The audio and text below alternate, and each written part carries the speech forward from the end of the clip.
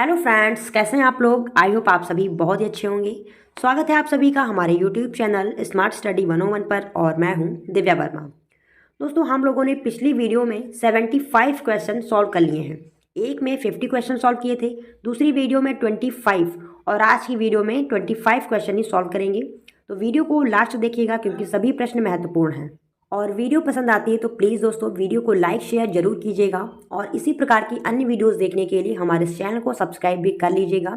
और अगर आपके कोई क्वेश्चन वगैरह हैं तो आप हमसे टेलीग्राम चैनल पर कांटेक्ट कर सकते हैं, जिसकी लिंक मैंने इस वीडियो के कमेंट बॉक्स में पिन कर दी है।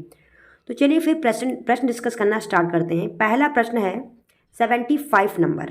निम्नलिखित में से गलत युग्म को अलग कीजिए। इस प्रकार के प्रश्न जो आते हैं ये 4 प्रश्नों के बराबर होते हैं। तो निम्न में से गलत युग्म को अलग कीजिए। तो देखिए यहाँ पर प्रेमचंद्र रंगभूमि, प्रेमचंद्र की रचना क्या रंगभूमि है? अगला देखिए भीष्म शाहिनी, इनकी आगे रचना दी हुई है।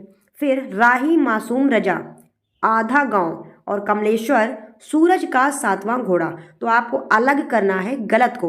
और ध्यान से अगर आप इस वीडियो को देख रहे होंगे तो ये क्वेश्चन आप खुद सॉल्व कर लेंगे, क्योंकि अभी आपको बताया गया था कि सूरज का 7वां घोड़ा ये किसका उपन्यास है? धर्मवीर भारती का। और यहाँ पर क्या दिया हुआ है? कमलेश्वर। तो यही आपका हो जाएगा रॉन्ग, यही हो जाएगा रॉन्ग और यही आपका सही उत्तर है, डी नंबर। क्योंकि पूछा था गलत युग्म को छांटिए, बाकी सब सही हैं। प्रेमचंद्र की रचना रंगभूमि है, भीष्म शाहिनी की तमस है। और फिर अगला क्या है? अगला है यहाँ पर राही मासूम रजा, तो इनकी रचना है आधा गांव। गलत कौन सा है? D number. सूरज का 7वां घोड़ा ये रचना किसकी है? धर्मवीर भारती की। नेक्स्ट आता है 76 नंबर। 1084 की माँ, 1084 की माँ उपन्यास की लेखिका कौन है? ऑप्शन यहाँ पर महाश्वेता, अमृता प्रीतम, कृष्णा सोवती, डी मृदुला गर्ग। तो इसका राइट आंसर क्या रहेगा? इस क्वेश्चन का राइट आंसर है option A Mahashweta Devi. Next आता है 77 नंबर। अनदेखे अनजान पुल नामक उपन्यास के लेखक कौन है? अनदेखे अनजान पुल नामक उपन्यास के लेखक कौन है? ऑप्शन यहाँ पर राजेंद्र यादव, मन्नू भंडारी, मिथिलेश्वर, मोहन राकेश। तो इसका राइट आंसर क्या रहेगा? इसका राइट आंसर है ऑप्शन ए राजेंद्र यादव। और ध्यान से आप लोग पढ़ते रहिए, ऑब्जेक्टिव पेपर आएगा, गलत खूब करके आएंगे। फेल जो होते हैं वो ऑब्जेक्टिव पेपर में ही फेल होते हैं। आप फर्स्ट सेमेस्टर में फेल नहीं होंगे, थर्ड में नहीं होंगे, फिफ्थ में नहीं होंगे। और जो आपका ऑब्जेक्टिव पेपर होता है वो किस में होता है? सेकंड में, फोर्थ में और लास्ट 6 में। तो इन सेमेस्टर को थोड़ा ध्यान से पढ़िएगा। ये ना सोचें ये ऑब्जेक्टिव पेपर आएगा तो कुछ भी 4 ऑप्शन होंगे, एक लगा के चले ही आएंगे। तो एक लगा के चले आएंगे वो गलत भी हो सकता है, तो ध्यान से पढ़ना है आपको। अगला प्रश्न आता है प्रश्न संख्या 78 नंबर। 78 नंबर क्या कह रहा है? अंधेरे बंद कमरे किस लेखक का उपन्यास है? अंधेरे बंद कमरे किस लेखक का उपन्यास है? ऑप्शन यहाँ पर नरेश मेहता, पंकज बिष्ट, मोहन राकेश, मुक्तिबोध।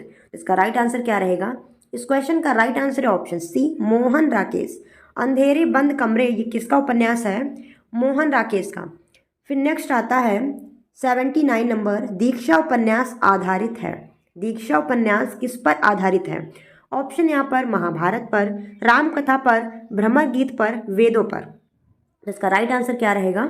इस क्वेश्चन का राइट आंसर है ऑप्शन बी रामकथा पर। दीक्षा उपन्यास रामकथा पर आधारित है। अगला प्रश्न आता है 80 नंबर। नदी के द्वीप किस विधा की रचना है? नदी के द्वीप किस विधा की रचना है?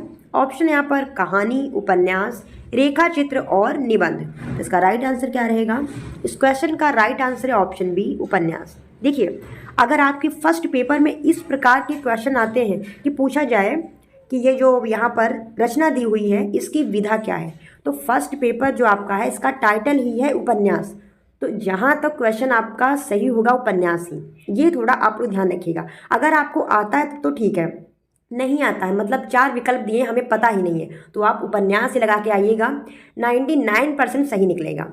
ठीक है, आगे देखिए अगला प्रश्न आता है प्रश्न संख्या 81 नंबर। निम्नलिखित में से असत्य युग्म को अलग कीजिए। निम्न में से असत्य युग्म को अलग कीजिए।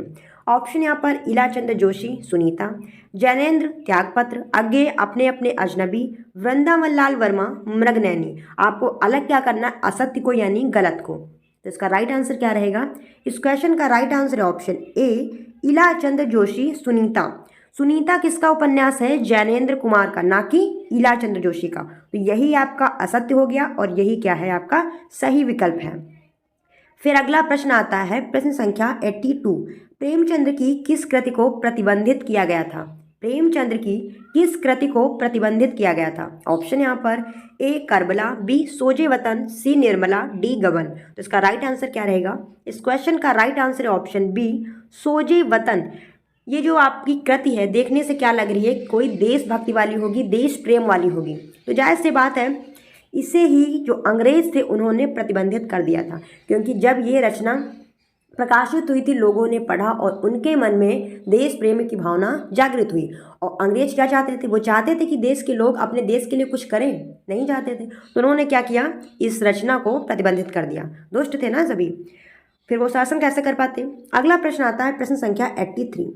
जालपा प्रेमचंद्र के किस उपन्यास का पात्र है? जालपा ये पात्र है और पूछा गया है प्रेमचंद्र के किस उपन्यास का पात्र है। ऑप्शन है गोदान, निर्मला, गबन और कर्मभूमि। तो इसका राइट आंसर क्या रहेगा? इसका राइट आंसर है ऑप्शन सी गबन। और गबन उपन्यास आपका सिलेबस में भी है, तो अगर आपको गबन उपन्यास के बारे में पढ़ने का मौका मिले तो प्लीज़ इसे पढ़ लीजिएगा, ताकि इससे संबंधित आपके कोई भी प्रश्न गलत ना हो। और बाकी आपको क्वेश्चन तो आगे करवाए जाएंगे, वो अलग की चीज़ है, लेकिन उपन्यास जो आपका गबन है इसे आप जरूर पढ़ लें। आपके कॉलेज में कोई ना कोई बुक जरूर बताई गई होगी, तो बुक को खरीद के उसमें गबन के बारे में जो चीज़ें लिखी हैं आप उन्हें पढ़ लें। अगला प्रश्न आता है 84 नंबर। जब दूसरों के पांव तले अपनी गर्दन दबी हो तो उन पांवों को सहलाने में ही कुशल है, ये कथन किसका है? ये जो यहाँ पर पंक्ति दी हुई है ये किसने कहा है? ऑप्शन है सुदर्शन, उग्र, प्रेमचंद्र, कौशिक। तो इसका राइट आंसर क्या रहेगा? इस क्वेश्चन का राइट आंसर है ऑप्शन सी प्रेमचंद्र। अगला प्रश्न आता है 85 नंबर। श्यामा स्वप्न उपन्यास के लेखक कौन है? श्यामा स्वप्न उपन्यास के लेखक कौन है? ऑप्शन यहाँ पर भारतेंदु हरिश्चंद्र, ब्रजनंदन सहाय, बालकृष्ण भट्ट, जगमोहन सिंह। तो इसका राइट आंसर क्या रहेगा? इस क्वेश्चन का राइट आंसर है ऑप्शन डी जगमोहन सिंह। फिर अगला प्रश्न आता है 86 नंबर। प्रेमचंद्र का अधूरा उपन्यास कौन सा है? प्रेमचंद्र का अधूरा उपन्यास कौन सा है? ऑप्शन यहाँ पर वरदान, मंगलसूत्र, कायाकल्प, रंगभूमि। तो इसका राइट आंसर क्या रहेगा? इस क्वेश्चन का राइट आंसर है ऑप्शन बी मंगलसूत्र। मंगलसूत्र ये जो उपन्यास है ये प्रेमचंद्र का अधूरा उपन्यास है। प्रेमचंद्र की मृत्यु हो गई थी 1936 में, तो इनका उपन्यास ये अधूरा रह गया था और इसे पूरा किसने किया था? प्रेमचंद्र जी के पुत्र अमृत राय ने इसे पूर्ण किया था या फिर पूरा किया था। फिर नेक्स्ट आता है 87 नंबर। प्रेमचंद्र का वैश्या समस्या से संबंधित उपन्यास कौन सा है? वैश्या समस्या से संबंधित प्रेमचंद्र का कौन सा उपन्यास है? ऑप्शन है सेवा सदन, कर्मभूमि, रंगभूमि, गबन। तो इसका राइट आंसर क्या रहेगा? इस क्वेश्चन का राइट आंसर है ऑप्शन ए सेवा सदन। सेवा सदन में वैश्या की जो वैश्यावृत्ति की समस्या है वो दिखाई गई है। अगला आता है 88 नंबर। सती मैया का चौरा उपन्यास के लेखक कौन है? ऑप्शन है रांगेय राघव, भैरव प्रसाद गुप्त, रामदरस मिश्र, नागार्जुन। इसका राइट आंसर क्या रहेगा? इस क्वेश्चन का right answer option B Bhairav Prasad Gupt. अगला आता है प्रश्न संख्या 89। मन वृंदावन उपन्यास की रचयिता कौन है? मन वृंदावन, देखिए बोलते बोलते गला भी बैठा जा रहा है, तो प्लीज़ वीडियो को अगर लाइक ना किया हो अभी तक तो प्लीज़ कर दीजिए, बहुत मेहनत पड़ती है। तो पहला प्रश्न है 89 प्रश्न है, मन वृंदावन उपन्यास के रचयिता कौन है? चलिए ऑप्शन इसके देखते हैं। ऑप्शन है यहाँ पर मोहन राकेश, लक्ष्मी नारायण मिश्र, लक्ष्मी नारायण लाल, अमृत लाल। तो उसका राइट आंसर क्या रहेगा? इस क्वेश्चन का राइट आंसर है option number C Lakshmi Narayan Lal. ध्यान रखिएगा यहाँ पर लक्ष्मी नारायण मिश्र भी दिए हुए हैं, तो इसके रचयिता कौन है? लक्ष्मी नारायण लाल। मन वृंदावन उपन्यास के रचयिता कौन है? लक्ष्मी नारायण लाल। अगला प्रश्न देखिए, प्रश्न संख्या 90। डूबते मस्तूल के रचनाकार का नाम बताइए। डूबते मस्तूल के रचनाकार का नाम बताइए। ऑप्शन यहाँ पर नरेश मेहता, प्रभाकर माचवे, अमृत राय, सर्वेश्वर दयाल सक्सेना। इसका राइट आंसर क्या रहेगा? इस क्वेश्चन का right answer option A Naresh Mehta. Naresh Mehta है इसके लेखक डूबते मस्तूल के। फिर नेक्स्ट आता है प्रश्न संख्या 91। मित्रों मरजानी की लेखिका कौन है? मित्रों मरजानी की लेखिका कौन है?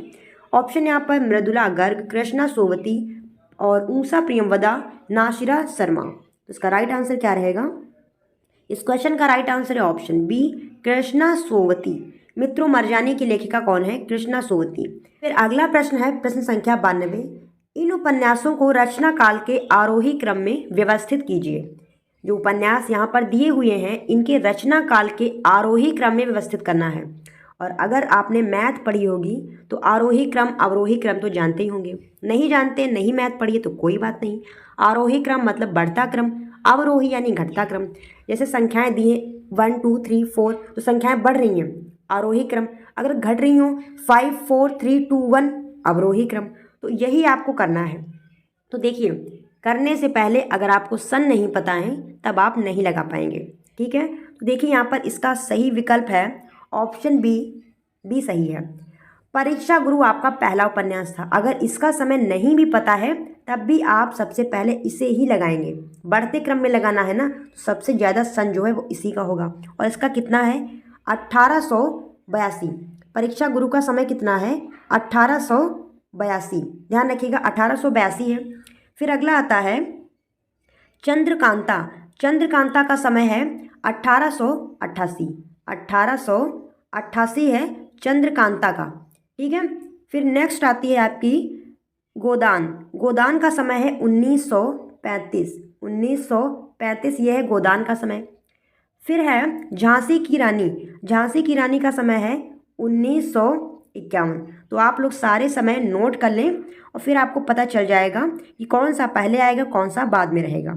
देखिए मैं फिर से आप लोगों को बता रही हूँ, परीक्षा गुरु का है 1882, चंद्रकांता का है 1888, गोदान का है 1935 और झांसी की रानी का है 1951। तो आप लोग खुद देख लीजिए कि क्रम बढ़ रहे हैं ना। 82 के बाद 88 बढ़ा, फिर आ गया 1935, वो 1888 था तो ये भी उससे बढ़ गया। फिर अगला आ गया 1951। तो ये आपके हो गए बढ़ते क्रम में समय। फिर अगला प्रश्न देखते हैं, और ये प्रश्न अगर किसी को समझ में ना आया हो तो आप हमसे टेलीग्राम चैनल पर कांटेक्ट कर सकते हैं बेझिझक। अगला प्रश्न देखिए, प्रश्न संख्या 93। निम्न सूचियों को सुमेलित कर सही कोड का चयन कीजिए। निम्न सूचियों को सुमेलित कर सही कोड का चयन कीजिए। यहाँ पर देखिए बाल कृष्ण भट्ट। बाल कृष्ण भट्ट इनका कौन सा है? नूतन ब्रह्मचारी, ये इनकी रचना है। फिर आते हैं लाला श्रीनिवास दास। इनकी रचना कौन सी है? परीक्षा गुरु, आपको पिछली वीडियो में बताया गया है। फिर आते हैं प्रेमचंद्र। प्रेमचंद्र की रचना कौन सी है? प्रेमाश्रय। और फिर आते हैं प्रसाद यानी जयशंकर प्रसाद।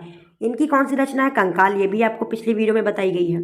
तो आप देख लीजिए पहले का 2 सही है। तो यहाँ पर देखिए पहले का 2, ये आपका ए है, ए का, पहले का नहीं, ए का 2। तो देखिए ए में 2 है, यहाँ पर डी में 2 है। फिर देखिए फिर कह रहा है बी का कौन सा सही है? 4 नंबर।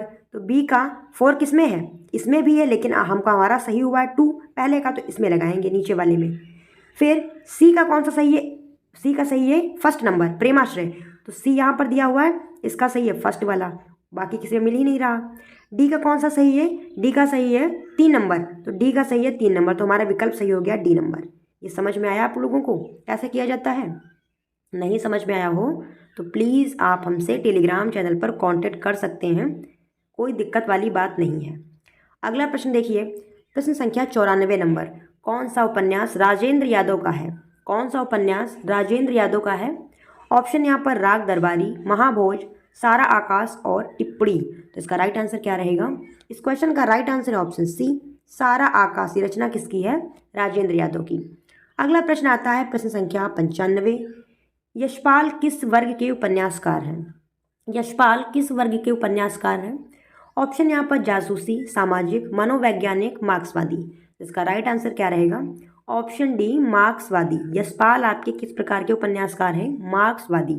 और यशपाल जो कि आपके सिलेबस में भी है, तो यशपाल और प्रेमचंद से संबंधित जितने भी क्वेश्चन आपको हल करवाए जा रहे हैं सभी आप अच्छे से याद करिए, क्योंकि आपके सिलेबस में ये 2 उपन्यासकार हैं, तो इनसे संबंधित क्वेश्चन ज़्यादा पूछे जाएंगे।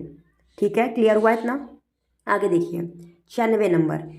इनमें से कौन सा उपन्यास आंचलिक उपन्यास है? देखिए आंचलिक उपन्यास आप लोगों को शुरुआत में ही सॉल्व करवाया गया था, तो दीजिए इसका आंसर। आप लोग दीजिए इसका आंसर क्या होगा? आंचलिक उपन्यास कौन सा है? चलिए मैं ही बता दूं। ऑप्शन यहाँ पर परती परिकथा, मैला आंचल, रतिनाथ की चाची, ये सभी। तो इसका राइट आंसर क्या रहेगा? डी, ये सभी। मैला आंचल, परती परिकथा, रतिनाथ की चाची, ये सभी कैसे उपन्यास हैं? आंचलिक उपन्यास। अगला आता है 97 नंबर। कौन सा उपन्यास मनोहर श्याम जोशी का है? कौन सा उपन्यास मनोहर श्याम जोशी का है? ऑप्शन यहाँ पर कसप, फिर है क्याप, टाटा प्रोफेसर, ये सभी। तो इसका राइट आंसर क्या रहेगा? इस क्वेश्चन का राइट आंसर है ऑप्शन डी, ये सभी। ये सभी उपन्यास किसके हैं? मनोहर श्याम जोशी के, कसप, क्याप और टाटा प्रोफेसर। फिर अगला प्रश्न आता है प्रश्न संख्या 89। मन्नू भंडारी का कौन सा उपन्यास बिखरते टूटते दाम्पत्य संबंध से बच्चों पर पड़ने वाले दुष्प्रभाव से जुड़ा है? ध्यान दीजिए, मन्नू भंडारी के किस उपन्यास में बिखरते टूटते दाम्पत्य संबंध यानी पति पत्नी के बीच में जो बिखरा हुआ संबंध होता है, बच्चों पर उसका जो दुष्प्रभाव पड़ता है, इसका विवरण मन्नू भंडारी के किस उपन्यास में देखने को मिलता है? ऑप्शन यहाँ पर महाभोज, आपका बंटी, 1 इंच मुस्कान, इनमें से कोई नहीं। तो इसका राइट आंसर क्या रहेगा?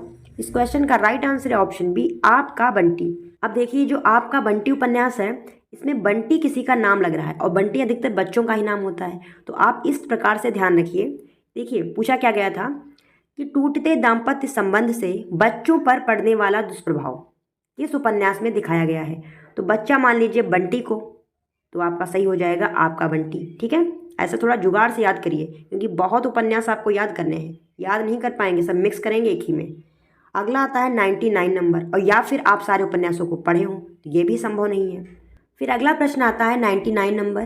प्रेमचंद्र के इन उपन्यासों को रचना काल के आरोही क्रम में व्यवस्थित कीजिए। जैसे अभी आपका पिछला प्रश्न था, कितना था? 93 नंबर, उसी प्रकार का ये भी है। तो ऑप्शन यहाँ पर दिए हुए हैं, रंगभूमि, प्रेमाश्रय, गोदान, निर्मला। अगला है प्रेमाश्रय, रंगभूमि, निर्मला, गोदान, और गोदान, प्रेमाश्रय, निर्मला, रंगभूमि, फिर निर्मला, गोदान, रंगभूमि, प्रेमाश्रय। तो इसका राइट आंसर क्या रहेगा? इस क्वेश्चन का राइट आंसर है ऑप्शन नंबर बी, प्रेमाश्रय, रंगभूमि, निर्मला और गोदान। अब इनके समय भी आप लोग देख लीजिए और साथ ही में अपनी कॉपी में नोट कर लीजिए। प्रेमाश्रय का समय है 1922। 1 सेकेंड, हाँ, प्रेमाश्रय का समय है 1922। फिर अगला आएगा आपका रंगभूमि। रंगभूमि का समय है 1924 से 25। फिर नेक्स्ट है रचना निर्मला। निर्मला का समय है 1926। और लास्ट है गोदान। गोदान का समय है 1935। तो देखिए यहाँ पर 1922 के बाद आएगा 1924-25, उसके बाद आएगा 1926 और सबसे लास्ट में आएगा 1935। तो ये आपका हो गया रचना काल का आरोही क्रम। और इस प्रकार के प्रश्न आप लोगों को परीक्षा के समय छोड़ देने हैं और लास्ट में करने हैं। सारे प्रश्न हल करने के बाद लास्ट में कीजिएगा, क्योंकि आपके 100 क्वेश्चन आते हैं, जिनमें से आपको केवल 75 ही क्वेश्चन हल करने होते हैं। तो इस प्रकार के प्रश्न में आपके झंझट में नहीं पड़ना है, ये नहीं कि लगा के आ गए उल्टा सीधा। तो सारे प्रश्न 75 प्रश्न आप पहले हल करिए। अगर आपके 75 प्रश्न हल हो जाते हैं तब फिर तो आपका कोई दिक्कत वाली बात ही नहीं है। नहीं हल हो पाते तब आप इन क्वेश्चन को हल करिए, ठीक है, क्योंकि इसमें गड़बड़ रहता थोड़ा। एक क्वेश्चन आपका 4 प्रश्नों के बराबर है, और ऐसा तो नहीं है कि ये 5 नंबर का होगा, 10 नंबर का होगा, होगा 1 ही नंबर का। अगला प्रश्न आता है 100 नंबर। निम्न सूचियों को सुमेलित कर सही कोड का चयन कीजिए। ये भी अभी आप लोगों को करवाया गया उसी प्रकार का है, 93 नंबर। तो देखिए इसमें क्या करना है। पहला है हजारी प्रसाद द्विवेदी, इनकी रचना कौन सी है? पुनर्वा। नेक्स्ट है रांगेय राघव, इनकी रचना कौन सी है? कब तक पुकारूं। फिर है जैनेन्द्र, जैनेन्द्र की रचना कौन सी है? परख। और सुरेंद्र, इनकी रचना है मुझे चांद चाहिए। इतना कर लिया। अब देखिए ए का कौन सा सही है? ए का सही है 3 नंबर। यहाँ पर देखिए ए दिया हुआ, ए का 3 कहाँ पर है? सी में मिल रहा है, ठीक है। अगला देखिए बी का कौन सा मिल रहा है? बी का मिल रहा है नंबर 1, तो बी का मिल रहा है 1 नंबर, इसी में है। जैनेन्द्र का 4 है, यानी सी का 4 है, तो सी का 4 ये रहा। और डी का कौन सा सही है? मुझे चांद चाहिए 2 नंबर, तो 2 ये वाला हो गया। तो आपका सही विकल्प कौन सा हुआ? सी नंबर, ठीक है। क्लियर हुआ? इस प्रकार से करते हैं हल। और आपके यहाँ पर 100 प्रश्न हुए समाप्त। तो इस वीडियो के माध्यम से हम लोगों ने 25 क्वेश्चन सॉल्व किए हैं। सभी प्रश्न आपके महत्वपूर्ण हैं और अगर आपको किसी प्रश्न में कोई भी डाउट है तो आप हमसे टेलीग्राम चैनल पर कांटेक्ट कर सकते हैं। बाकी वीडियो पसंद आई हो तो प्लीज़ दोस्तों वीडियो को लाइक शेयर जरूर कीजिएगा और इसी प्रकार की अन्य वीडियोज़ देखने के लिए हमारे चैनल को सब्सक्राइब भी कर लीजिएगा। फिर मिलते हैं दोस्तों ऐसे किसी नई वीडियो के साथ। अब तक आप जुड़े रहिए हमारे साथ। धन्यवाद दोस्तों, जय हिंद।